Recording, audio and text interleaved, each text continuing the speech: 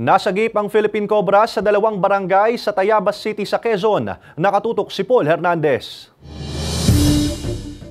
Sa magkasunod na araw kamakailan sa Tayabas City, Quezon, sa Barangay Matiunan nahuli sa isang subdivision ng isang Philippine Cobra. Mismong miyembro ng Tayabas BFP at Forest Ranger ang maingat na nag-rescue sa ahas sa isang bahay roon. Ligtas itong nahuli at saka tinurn over sa Sendro Tayabas.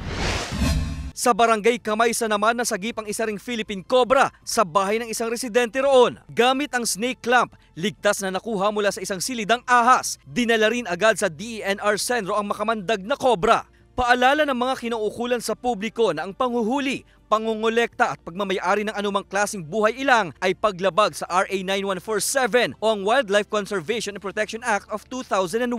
Hinihikayat din nila ang lahat na ipaalam sa otoridad kung may nalalamang pang-aabuso at iligal na gawain sa mga hayop. Paul Hernandez, Balitang Southern Tagalog.